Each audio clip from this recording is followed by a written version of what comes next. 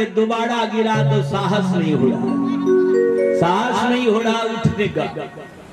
दुर्योधन बार बार कर रहा भाई मेरे साहस कर, लाख कोशिश करता उठने का लेकिन साहस नहीं हो रहा है। जितने वहां पर संत बैठे हुए थे सबके सब आंखें बंद किए हुए, सबों को दिखाई दे रहा है कि भगवान कृष्ण द्रौपदी की लाज बचा रहे हैं। लेकिन जितने वहां पर अन्यायी बैठे थे, दुर्जन बैठा हुआ, सब आंख फाड़ कर देख रहा था कि कब द्रौपदी नंगी होगी जो मैं नंगी नृत्य देखूंगा। उन्हें कुछ भी दिखाई नहीं दे रहा है। संत सज्जन से नहीं रहा गया, वो चिल्लाना शुरू करते, दुर्योधन जिस द्रौपदी को तुमने साधारण द्रौपदी समझा वो साधारण द्रौपदी नहीं है। अरे संत सज्जन सब कहने लगे क्यों मौत तेरी बौराई है। अरे द्रौपदी चंडिका शक्ति है ये खप्पर भरने।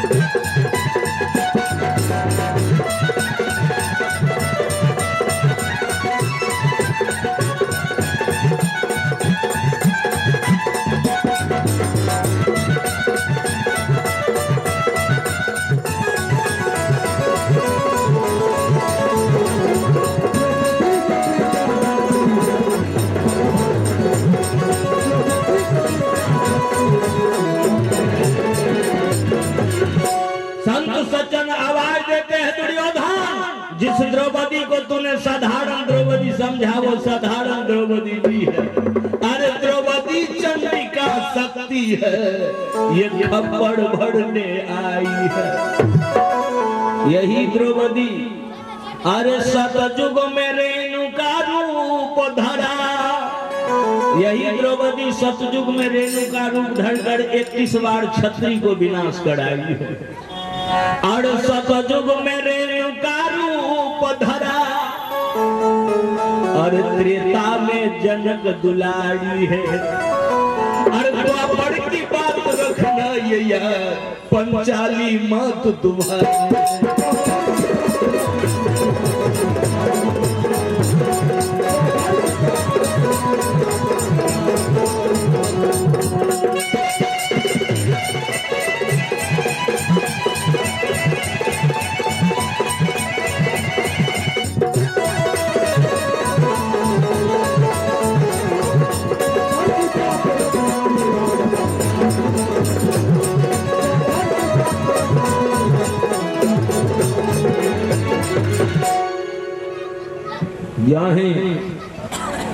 कहा यदि भलाई चाहते हो तो द्रौपदी से क्षमा याचना करो, माफी मांगो। लेकिन दुर्योधन अभिमानी का नहीं, भाई मेरे साहस कर लाख कोशिश करता है दुशासन उठने का लेकिन साहस नहीं हो रहा है।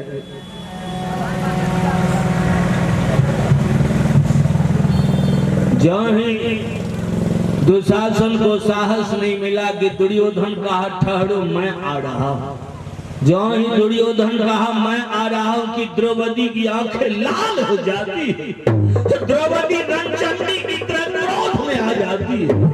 द्रौपदी कहते खबरदार पापी, एक कदम आगे बढ़ाया तो मैं तुम्हें श्राप दे डालूंगा। जहाँ ही श्राप का नाम लेती है कि गंधारी दौड़ जाती है, नहीं नहीं बेटी श्राप मत दो। उस अन्यायी बेटी की तरफ से मैं तुमसे माफी मांगती हूँ, श्राप मत दो बेटी। गंधारी अपने पति धृतराष्ट्र से कहती है कि खड़े खड़े आप मुंह क्या दिखती, आपको पता है यदि द्रौपदी श्राप दे देती तो आपके 100 पुत्र समेत हस्तिनापुर समेत जलकर राख हो जाती।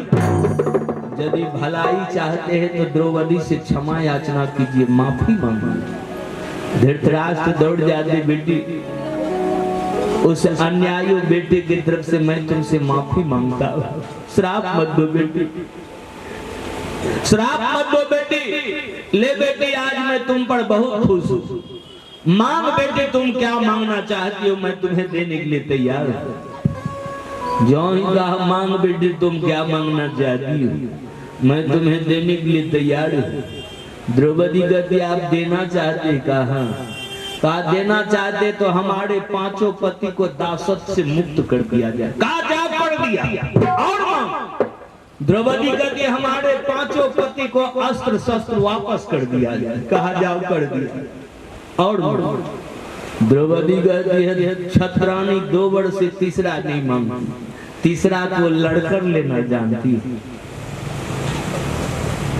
धृतराष्ट्र कहते नहीं नहीं बेटी, बदले की भावना छोड़ो, बदले की भावना छोड़ दे बेटी। तुम्हें राज चाहिए, ले बेटी मैं तुम्हें राज भी लौटा दिया। जो ही कहा मैं तुम्हें राज आधा लौटा दिया। इतना गड़गड़ के धृतराष्ट्र वहां से चल देती, द्रौपदी अपने बाल को बिखरा लेती है। द्रौपदी कहती है पांचों पति को सामने बुला लेती है और पांचों पति से कहती है पापी दुशासन ने मेरी बाल को पकड़ लिया, मेरी बाल नापाक हो चुकी है। जब तक मैं पापी दुशासन के खून से मैं अपने बाल को न धो लूं तब तक द्रौपदी जूड़ा नहीं बांधेगी, तब तक द्रौपदी जूड़ा नहीं बांधेगी और मैं पांचों पति के अंदर में उन्हीं को महावीर समझूंगी। अरे पांचों पति के अंदर में अरे वो महावीर कहलाएंगे। अरे उस दुशासन के रक्तों से जो मेरे केस धुलाए।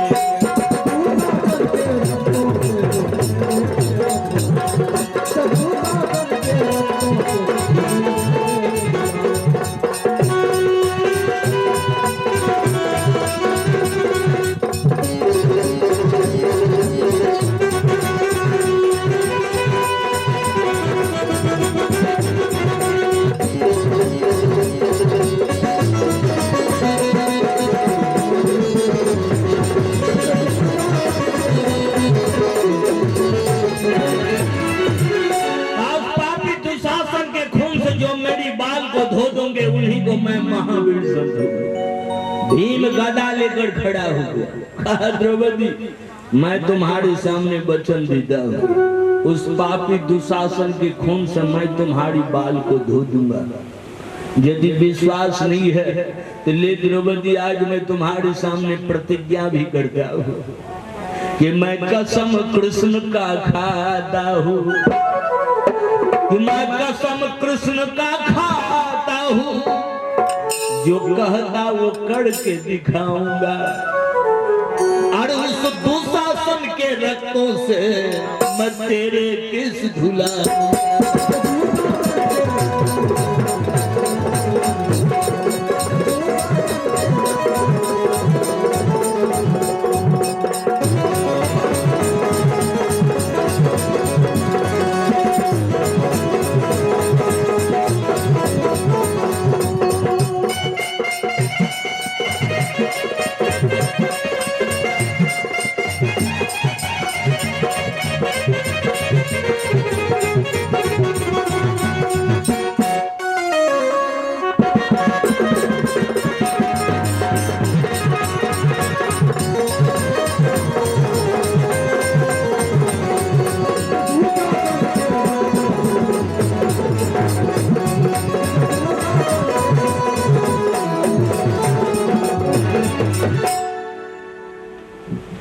इधर शकुनी हाथ मलता हुआ दुर्योधन के पास पहुंचा। शकुनी दुर्योधन से कहा भांजे महाराज धृतराष्ट्र तो सब काम में गड़बड़ कर दिए। दुर्योधन का हाँ मामा पिताजी तो सब काम में गड़बड़ कर दिए, पांचों भाई को दासत्व से भी मुक्त कर दिए और पांचों भाई का आधा राज वापस कर दिए, पांचों भाई का अस्त्र शस्त्र वापस कर दिए। अब क्या होगा मामा? शकुनी कहा भांजे एक उपाय है, एक उपाय है, वो पांचों भाई धर्मात्मा है, पांचों भाई धर्मात्मा है, धर्म के पद पर चलने वाला है। चलो उसे ललकारेंगे दोबारा पासा खेलने के लिए। अब की बार ये शर्त रखा जाएगा, जो जीत जाएगा वो सदा के लिए राजगादी पर बैठेगा, और जो हार जाएगा वो 12 वर्ष की वनवास और 1 वर्ष के लिए अज्ञातवास। 1 वर्ष के अंदर यदि पहचान लिए जाएंगे तो फिर से 12 वर्ष का वनवास। दुर्योधन कहा मामा कहीं मेरी हार हो जाएगी तो क्या होगा?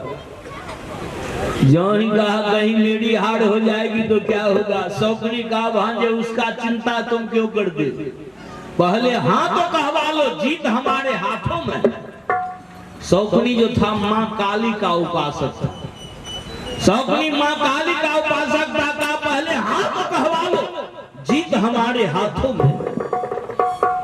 आगे आगे दुर्योधन सर को खुजलाते हुए जा रहा है, अब पीछे पीछे शौकनी हाथ मलता हुआ जा रहा है। जो ही पांचों भाई पांडव के पास पहुंचा कि दुर्योधन हाथ जोड़ के खड़ा हुए, कहा भैया ये तो बताइए क्या मैं आपका राज छीना था? कहा नहीं। कहा तो? कहा जुए पर जीता था। कहा तो जुए पर जीता हुआ राज कोई आपको लौटा दिया तो आप स्वयं स्वीकार कर लिए। कहलाते हैं धर्मात्मा और काम करते हैं कायरों का। धर्मराज युधिष्ठिर कहते दुर्योधन तुम कहना क्या चाहते हो? दुर्योधन का भैया मैं यही कहना चाहता हूँ कि जुए पर हारा हुआ राज मैं जुए पर ही लौटाने का आदेश देता हूँ। एक बार और मैं आपको मौका देता हूँ पासा खेलने का, एक बार और मैं आपको मौका देता हूँ पासा खेलने का। अब की बार ये शर्त रखा जाएगा, जो जीत जाएगा वो सदा के लिए राजगादी पर बैठेगा, और जो हार जाएगा वो 12 वर्ष की वनवास और 1 वर्ष के लिए अज्ञातवास। 1 वर्ष के अंदर यदि पहचान लिए जाएंगे तो फिर से 12 वर्ष का वनवास। धर्मराज आगे पीछे कुछ भी नहीं सोचा। धर्मराज का हाथ दुर्योधन मैं जुए पर हारा हुआ राज जुए पर ही लौटाने का स्वीकार करता हूं। दुर्योधन पासा को बिछा दिया।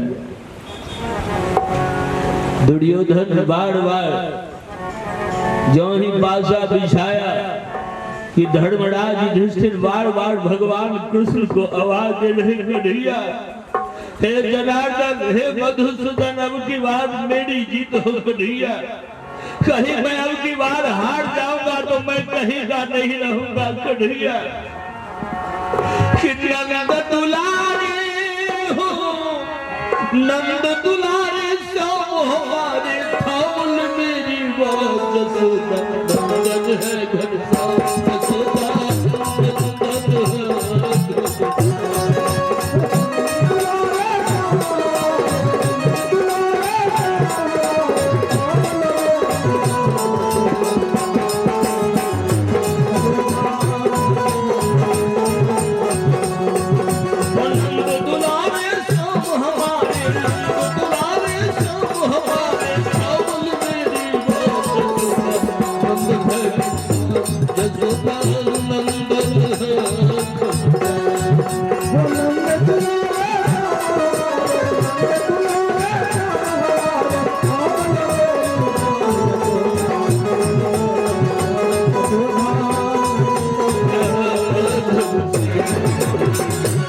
धर्मराज बार बार भगवान कृष्ण को आवाज दे रहा कन्हैया, अब की बार मेरी जीत हो कन्हैया। कहीं मैं अब की बार हार जाऊंगा कन्हैया तो मैं कहीं का नहीं रहूंगा। इधर शौकनी जो था माँ काली का उपासक, शौकनी बार बार माँ काली को आवाहन करना शुरू कर दिया। माँ अब की बार दुर्योधन की जीत होगा, अब की बार दुर्योधन की जीत होगा। बार बार माँ काली को आवाहन कर रहा है। किसी दिया के डलिया में एक मुट्ठी तुलसी फूल सजाऊं ने अजय के मन।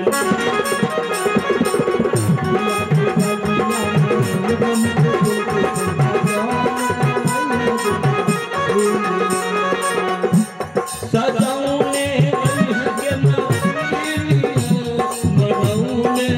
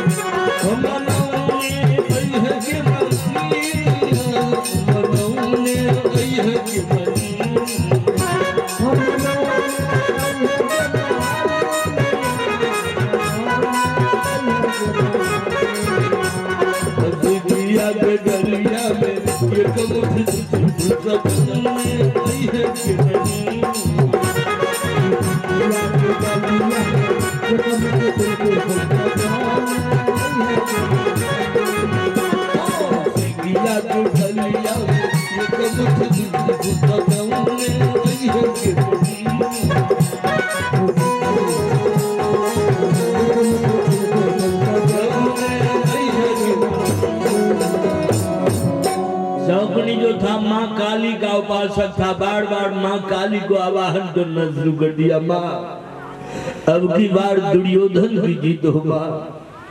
अरे दाव लगाया धर्म ने सीधे सरल सभा, अरे चिल्ला उठा दुर्योधन ने तो धर्मराज गया। अंतिम दाव भी पांचों भाई पांडव हार जाते। जहाँ ही पांचों भाई पांडव अंतिम दाव हार जाती, पांचों भाई राज को छोड़ करके जंगल चलने के लिए तैयार हो जाते। आइए मैं एक गिलास पानी पीता हूं जब तक आप हमारी कन्हैया जी से एक भजन सुनेंगे।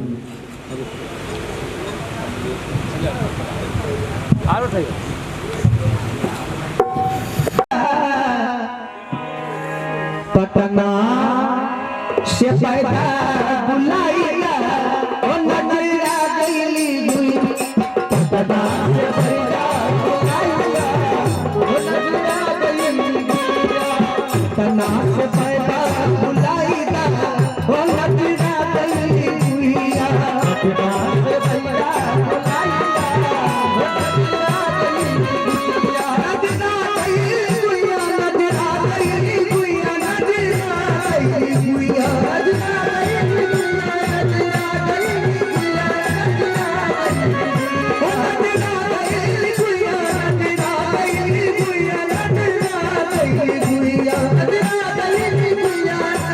गईली दुई,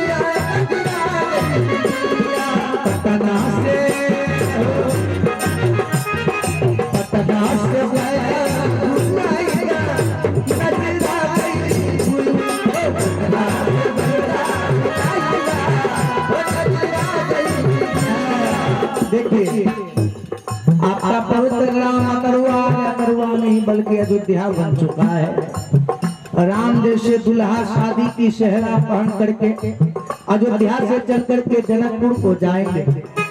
मांगलिक वातावरण में कितना मंगल है। छोटा किन्ना नदिया बदली सरस्वती दिया, छोटा किन्ना नदिया बदली सरस्वती दिया, छोटा किन्ना नदिया बदली सरस्वती दिया, बदली सरस्वती दिया, बदली सरस्वती दिया, बदली सरस्वती दिया, बदली सरस्वती दिया। कि छोटकी नदिया बनेली सवतिया तब का ननदो के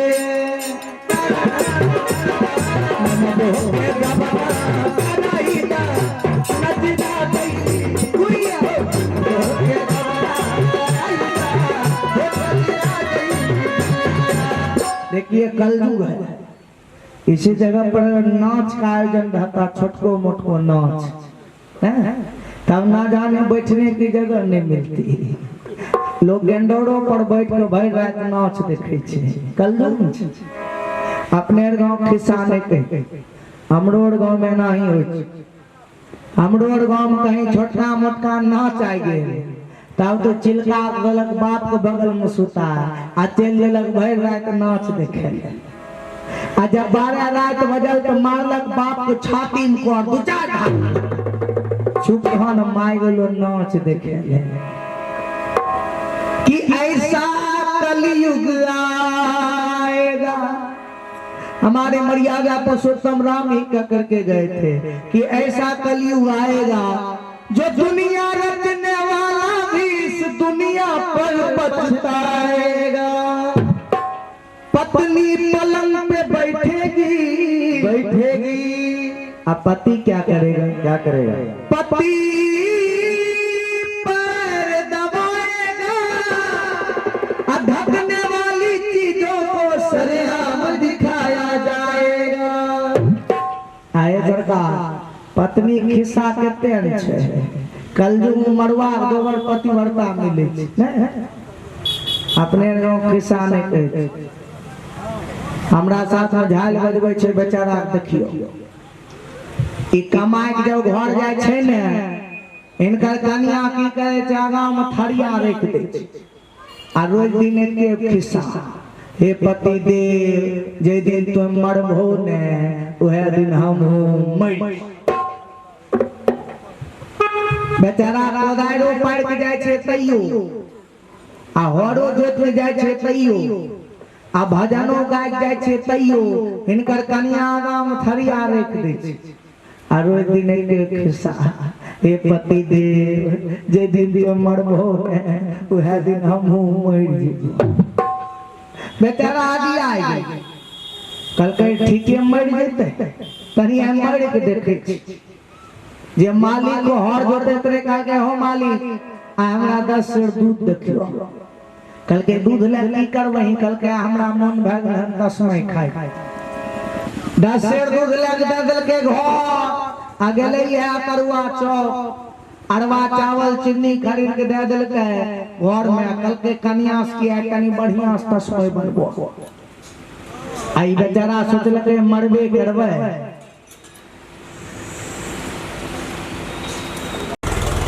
कल के जो जल्दी शर्मा जी बोले ले जल्दी चौखट काट के गोड़ बाहर करते तब न पड़बो करे ले देवे गंगा।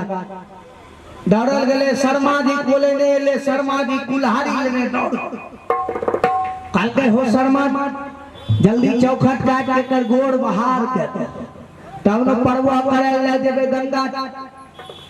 जाय शर्मा जी चौखट काटल तैयार भेल कि हिनकर कन्या कहै छै हो बाबू हमर पति देव मरिए गेल खेल, हमरा महुआ चौखट फेरो खेल लगाई दे।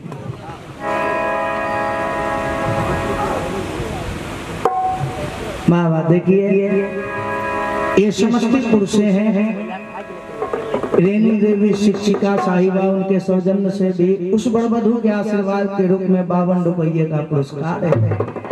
क्योंकि यहाँ पर शिक्षक और शिक्षिका का तो जमावड़ा लगेगा ही, क्योंकि एक शिक्षक साहब का कल शादी है। और संजोग देखिए कितना सुंदर भव्य दृश्य है कि बड़बधू दोनों शिक्षक और शिक्षिका हैं। भगवान की जोड़ी लगाना और कब किनके किस्मत में क्या हो जाना ये कोई नहीं जान सकता है। जोड़ी विधना लगा बल जो कहना दे दो विधना लगा बल जो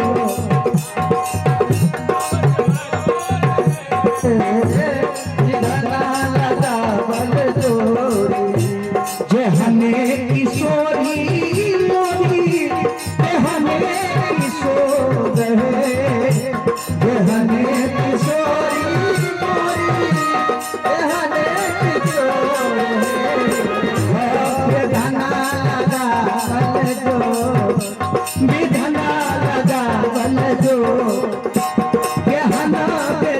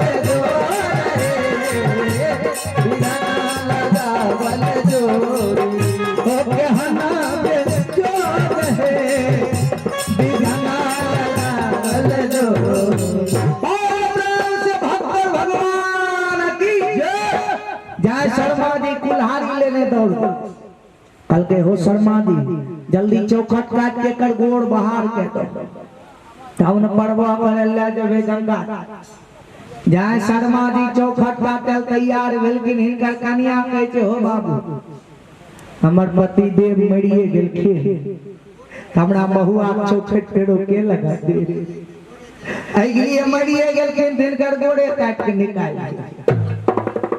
कल के तो हमरा फसवेल चाहे भगनी बगल में तिया थाना छे आ कोई इन्फॉर्म कहते त हमरा तुरंते हथकड़ी ले जेते काका हम जब चौक से काटा आ इनकर कन्या रहे बड़ा जबरदस्त यह मनसी बलहा सैदपुर के काका हो बाबू तोरा से नहीं होता तो लवन हम ये काट दिए हाथ से टेंगारी छीन लेलकै आ जाय दोनों हाथ से दैल चाहे छै नीचा से मरल का मोने मन सोचे छै आइ जाय छी की रह जाय दोनों हाथ से दैल चाहे छै नीचा से मरल का कहै छै थाम ले थाम जिज्जे छो तैसन का आई कलयुग में पतिव्रता कहते हैं नहीं कि कल युग के अपतिव्रता नारी असुत उठ पति के उठाऊ ना गारी आजकल सान भी ने उठौना लगते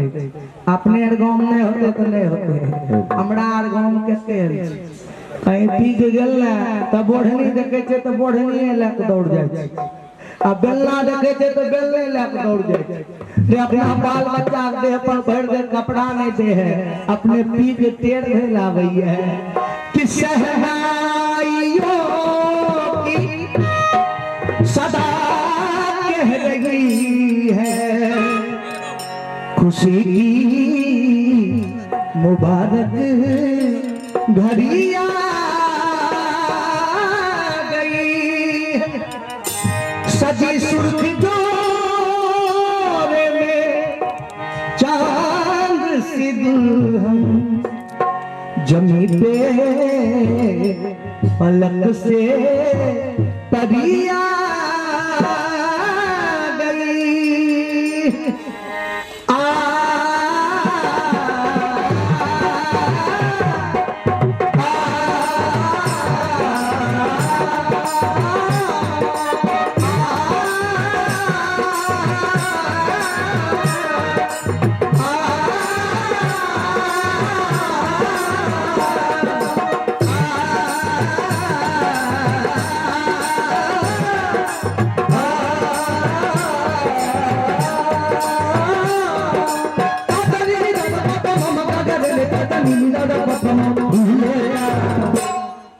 दूल्हे का सेहरा सुहाना लगता है, दूल्हे का सेहरा सुहाना लगता है, दुल्हन का तो दिल दीवाना लगता है, दूल्हे का सेहरा सुहाना लगता है, दुल्हन का तो दिल दीवाना लगता है। पल भर में कैसे बदलते हैं रिश्ते, पल भर में कैसे बदलते हैं रिश्ते, अब तो हर अपना बेगाना लगता है, दूल्हे का सेहरा सुहाना लगता है, दुल्हन का जो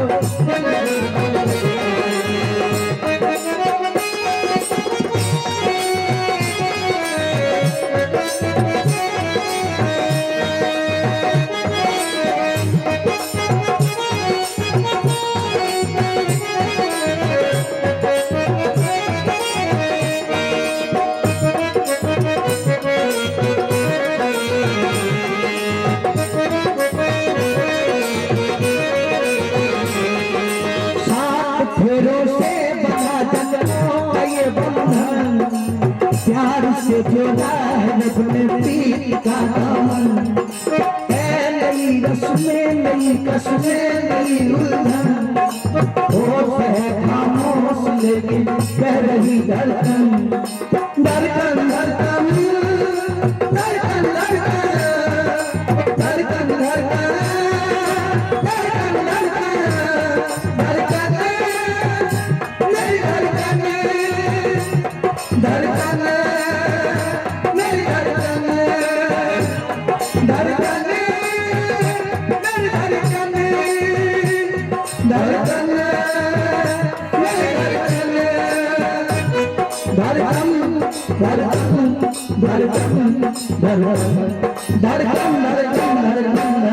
धड़कन मेरी धड़कन तेरी धड़कन, मुश्किल अश्कों को झुकाना लगता है, मुश्किल अश्कों को झुकाना लगता है, दुल्हन का तो दिल दीवाना लगता है, दूल्हे का सेहरा सुहाना लगता है, दुल्हन का तो दिल दीवाना लगता है। बजरंगबली की जय।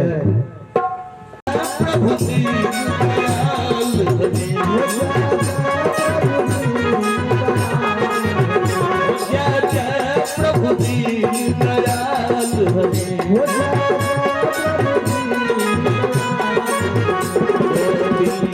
हरे गोपाल,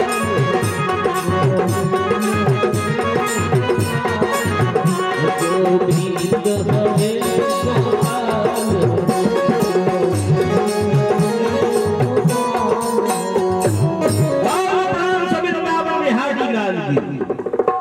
आइए इधर देखा जाए, पासा मुझे बिछा दिया, जहीं अरे दाल लगाया धर्म ने, सीधे सरल सभा, अरे चिल्ला उठा दुर्योधन ने तो धर्मराज गया। अंतिम दाव ही जब पांचों भाई पांडव हार से आजी, तो पांचों भाई साधारण वस्त्र धारण करके राज को छोड़कर जंगल चलने के लिए तैयार हो जाते। धर्मराज आंखें बंद करके जा रहे थे, जिन्होंने अपने पत्नी का अपमान का बदला नहीं ले पाए, शर्म के मारे आंखें बंद करके जा रहे थे। तो दुर्योधन को चिढ़ाने के लिए धर्मराज जो आंखें बंद करके जा रहे थे, धर्मराज को चिढ़ाने के लिए दुर्योधन भी आंखें बंद करके जा रहा था। अर्जुन पृथ्वी से धूला उड़ाता हुआ जा रहा था, वो अर्जुन को चिढ़ाने के लिए कर्ण भी पृथ्वी से धूला उड़ाता हुआ जा रहा था। भीम अपने भुजा को देखता हुआ जा रहा था, तो भीम को चिढ़ाने के लिए दुशासन भी अपने भुजा को देखता हुआ जा रहा था। नकुल सहदेव अपने बदन में काली कीचड़ लगा लिए, शर्म के मारे, ताकि कोई पहचान नहीं पाए कि ये नकुल सहदेव। जिन्होंने अपने पत्नी का अपमान का बदला नहीं ले पाए। महारानी द्रौपदी अपने बाल से मुंह को ढाक कर रोती जा रही थी। महर्षि धौम जी जमगान गाते हुए जा रहे थे। अब विदुर जी पांचों भाई को आदारने के लिए जा रहे थे। देखा विदुर जी कि दुर्योधन पांचों भाई को चिढ़ा रहा है। विदुर जी वापस लौट जाते। धृतराष्ट्र से कहते हैं महाराज खड़े खड़े आप मुंह क्या देख रहे? आपको पता है धर्मराज पांचों भाई राज को छोड़ करके जंगल जा रहा था तो आपका नालायक पुत्र पांचों भाई को चिढ़ा रहा था। धर्मराज आंखें बंद करके जा रहे थे तो धर्मराज को चिढ़ाने के लिए दुर्योधन भी आंखें बंद करके जा रहे थे। आपको पता था यदि धर्मराज क्रोधावेग में जिस दिशा को आंख खोलकर देख लेता वो दिशा जलकर राख हो जाती। अर्जुन पृथ्वी से धूला उड़ाता हुआ जा रहा था तो अर्जुन को चिढ़ाने के लिए कर्ण भी पृथ्वी से धूला उड़ाता हुआ जा रहा था। आपको पता था अर्जुन का इशारा था वो दिन आएगा तो इसी धूला के समान कौरवों के ऊपर बाणों का वर्षा करेगा। भीम अपने भुजा को देखता हुआ जा रहा था तो भीम को चिढ़ाने के लिए दुशासन भी अपनी भुजा को देखता हुआ जा रहा था। भीम का इशारा था कि वो दिन आएगा तो इसी भुजा से कौरवों का विनाश करूंगा। उसी वक्त दुर्योधन पहुंच गया। कहा पिताजी ये दासी पुत्र विदुर नमक खाते हमारा और बड़ाई करते हैं दुश्मनों का। ये राजद्रोही है पिताजी, इसे राज से निकाल दिया जाए। हाँ बाबूजी, बेटे के मुंह पड़ा करके विदुर जैसे नीतिक व्यक्ति को राज से निकाल दिया गया। जिस राज से विदुर जैसे नीतिक व्यक्ति को निकाल दिया जाए उस राज की क्या दुर्दशा होगी ये तो आप लोग आगे की प्रसंग में सुनेंगे। पांचों भाई राज को छोड़ करके जाते जाते व्यावाम जंगल में जाकर काम्यक वन जंगल में रहना शुरू कर दिया। पांचों भाई पांडव बार बार भगवान कृष्ण को आवाज देना कन्हैया हे गिरधारी कृष्ण मुरारी मोहे ऐसो दे बलिदान मुरारी दे सो मुरारी मोहे दे सो बलिदान। कृष्ण मुरारी मोहे ऐसो दे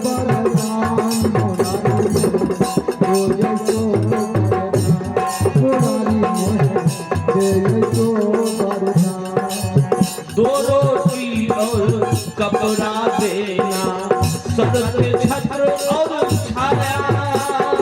दो रोटी और कपड़ा देना सर पे छत्र और छाया। दो रोटी और कपड़ा देना सर पे छत्र और छाया। दो रोटी और कपड़ा देना सर पे